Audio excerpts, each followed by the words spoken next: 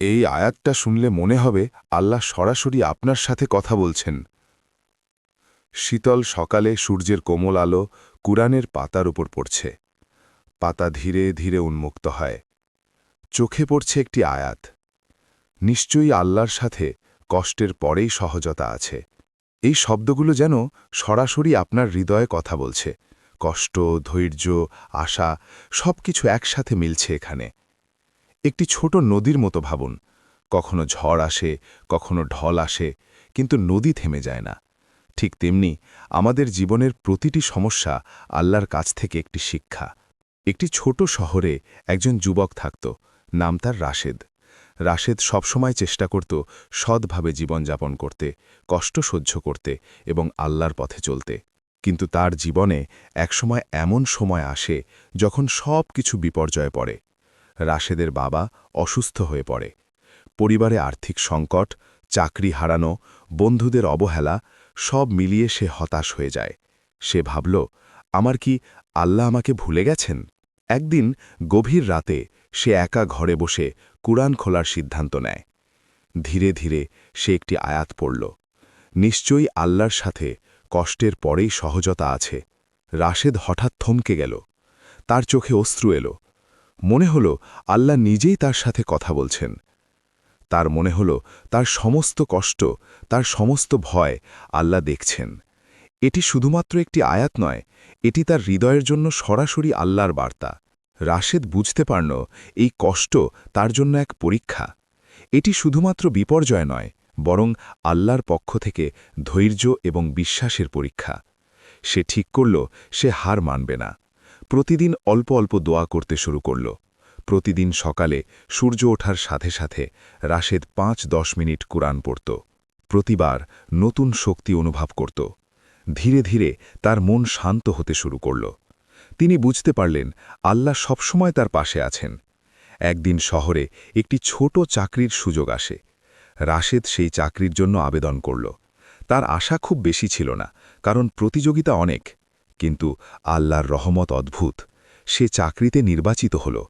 রাশেদ বুঝতে পারল কঠিন সময়ের পরেই আসল সহজতা আসে।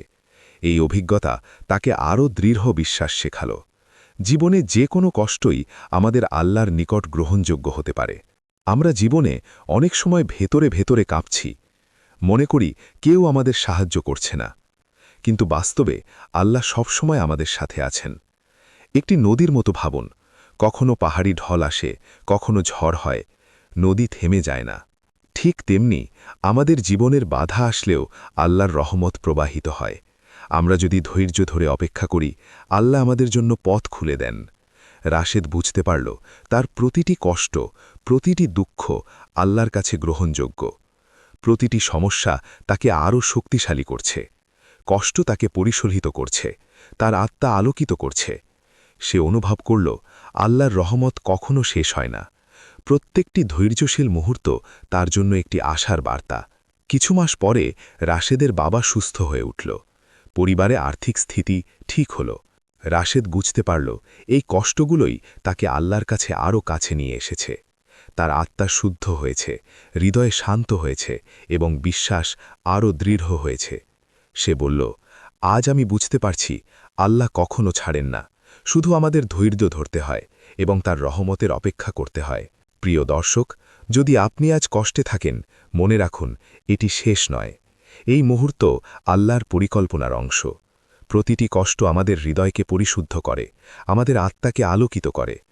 আপনি পারেন ধৈর্য ধরে কুরআন পড়া, দোয়া করা এবং আল্লাহর কাছে সাহায্য প্রার্থনা করা।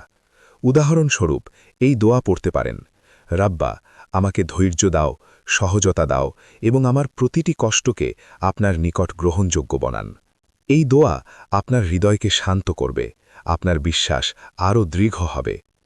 আজকের গল্প আমাদের শেখালো কষ্ট মানেই শেষ নয়। প্রত্যেকটি কষ্টের সঙ্গে আল্লাহর রহমত আছে। আপনি কখনো একা নন। যতই কঠিন সময় আসুক, বিশ্বাস রাখুন, ধৈর্য ধরুন। আল্লাহ সবসময় আমাদের পথ দেখান। রাশেদের মতো আমরা সবাই আমাদের জীবনে আল্লাহর রহমত অনুভব করতে পারি। মনে রাখবেন, আল্লাহ কখনো ছাড়েন না। শুধু বিশ্বাস রাখুন, ধৈর্য ধরুন এবং আল্লাহর রহমতের অপেক্ষা করুন।